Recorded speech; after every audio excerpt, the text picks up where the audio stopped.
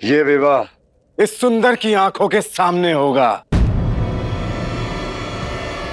और हमारे मिलन के बाद इसको मृत्यु दंड दिया जाएगा।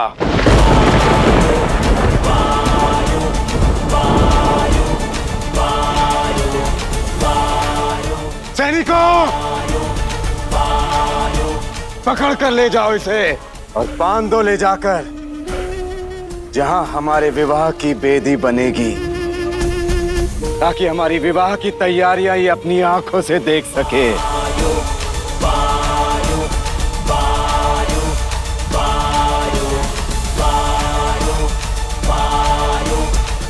मेरा सत्य अडिग है। मैं आपसे बहुत प्रेम करता हूं राजकुमारी मीनाक्षी। सुंदर,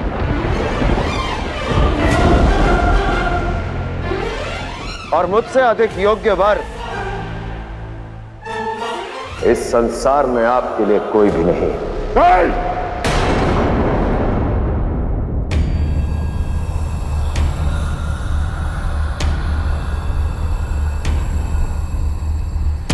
मेरी आंखों के सामने मेरी पुत्री से प्रेम की बातें करने का दुस्साहस किया है तूने। मैं चाहूं तो तुझे अभी इसी समय मार सकता हूं, किंतु मैं ऐसा नहीं करूंगा। मृत्यु से ज्यादा पीड़ा तुझे मीनाक्षी का विवाह देखने में होगी।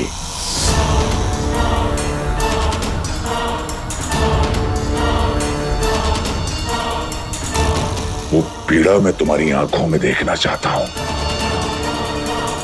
पहले अपनी भूल का पश्चाताप करो, अपने प्रेम के योग का दुख सहो, फिर मृत्यु को पाना। ले जाओ उसे।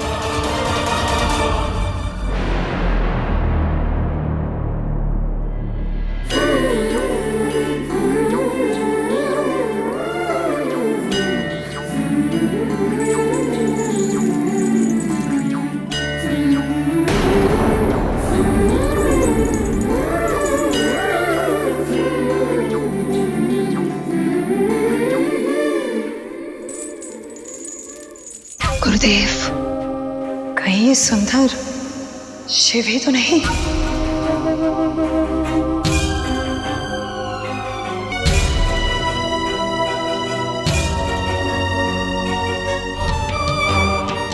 असंभव है असुर माता। ये तुच्छ सैनिक शिव को पकड़कर बंदी नहीं बना सकते। बस अब कल वायु और मीनाक्षी का विवाह हो जाए तो वो कैलाशवासी शिव और शक्ति सदा सदा के लिए पृथक हो जाएंगे।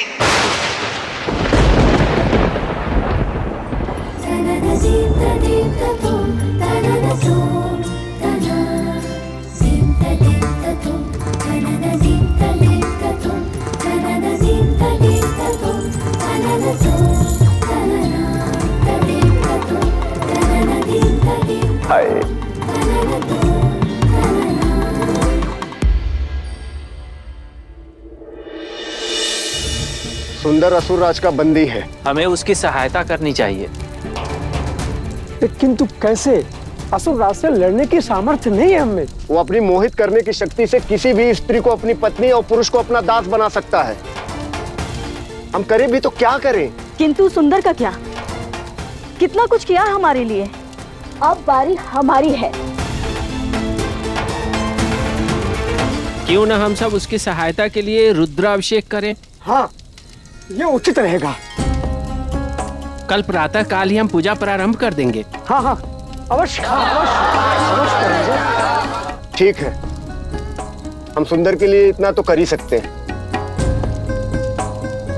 हाँ, प्रातः काल ही हम रुद्राभिषेक करेंगे। हाँ, प्रातः काल ही हम रुद्राभिषेक करेंगे।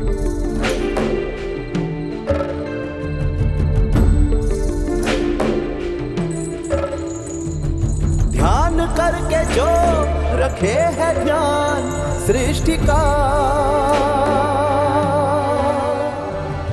भक्ति साधना का मार्ग है वो मुक्ति का। क्यों महादेव, क्यों राजकुमारी मीनाक्षी मेरे प्रेम को समझ ही नहीं रही है? और कब आप इस परीक्षा का अंत करेंगे बताइए। और देखिए कैसा घोर अनर्थ देखना पड़ रहा है मुझे। राजकुमारी मीनाक्षी के विवाह की तैयारियां मेरे सम्मुख ही हो रही हैं। कुछ कीजिए महादेव, कुछ कीजिए। है कोमल करुणामय वो प्रेम से भरा।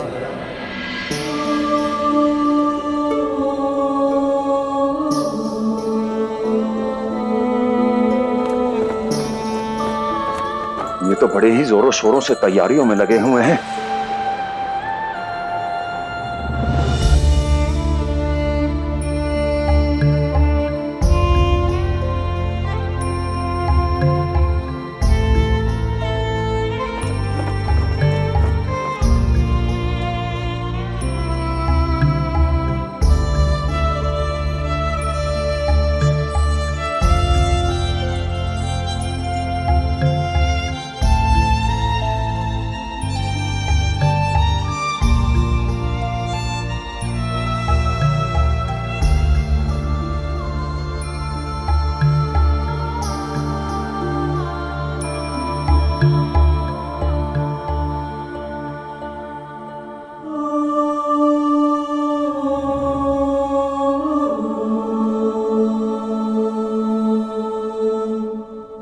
राजकुमारी,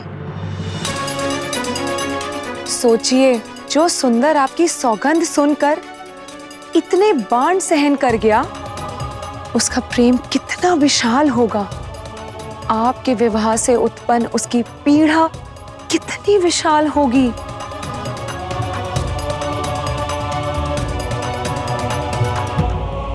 कंचनमाला, मुझे बरगलाने का प्रयास मत करो। जाओ यहां से। मैं तो चली जाऊंगी राजकुमारी, किंतु आपके पास सिर्फ भोर तक का समय है। मैं आपसे विनती करती हूँ, शिव के चरणों में अपने आप को समर्पित कर दीजिए। महामृत्युंजय मंत्र का जाप करके अपनी सभी उलझने सुलझा दीजिए राजकुमारी। सावधान, पुनः तुम्हारी जीवा से शिव का नाम निकला तो क्षमा करे राजकुमारी, किंतु शिव रूपी सत्य तो कण कण में है।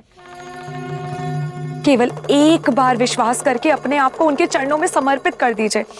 निष्कर्ष अद्भुत और चमत्कारी होगा। आज्ञा दीजिए राजकुमारी, मैं आपके लाई हुई शिवलिंग की पूजा करने जा रही हूँ। आप केवल एक बार उनके समक्ष आके खड़े हो जाइए, आपकी सारी उलझनें सुलझना आरंभ हो जाएंगी। सिर्फ एक बार उनसे प्रार्थना करके देखिए, आपकी सारी उलझनें सुलझ जाएंगी। एक बार अपने पिता के शत्रु से सहायता की भिक्षा मांगू, ऐसा कदापि नहीं होगा। शिव और शत्रु?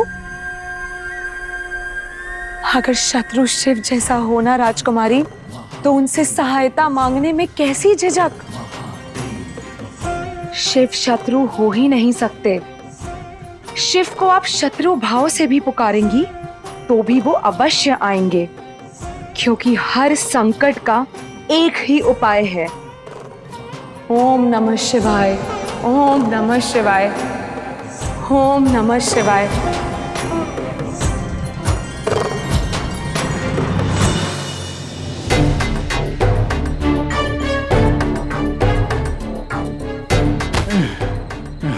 दिन रात्रि कार्य कर करके थक गया हूं मैं। कर दिया ना महादेव ने चमत्कार।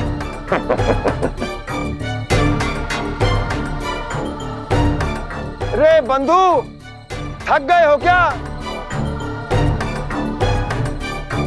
थकावट तो मुझे भी बहुत हो रही है। एक बात बताऊं, मेरे पास एक औषधि है। औषधि, आओ आओ इधर आओ, कमर में है, ले लो। क्या औषधि? हाँ औषधि, उसको पी के शक्ति आ जाएगी तुम में। आओ आओ।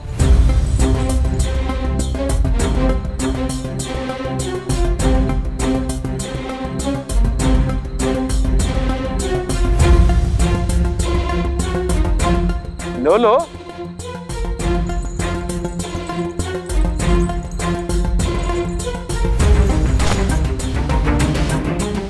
थोड़ी सी, सारी नहीं, लो।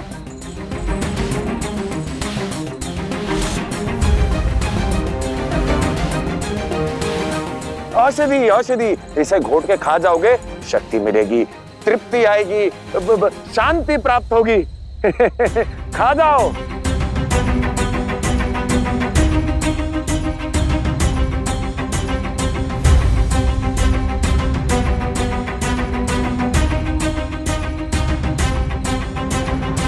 ए बंधु,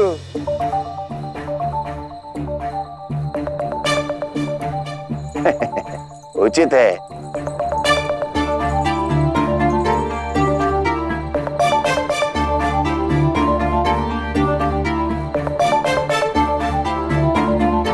औषधि औषधि, शक्ति, शांति, तृप्ति, खा जाओ खा जाओ। हाँ हाँ हाँ खाएंगे औषधि। अभी खाते। हाँ हाँ।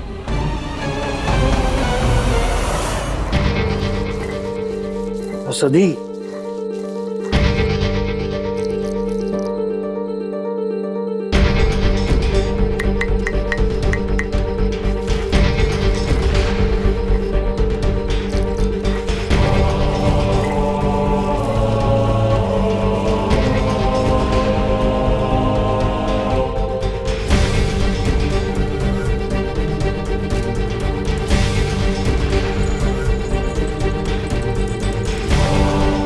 भांग खा के ये असुर सैनिक अपनी सुध-बुध खो देंगे।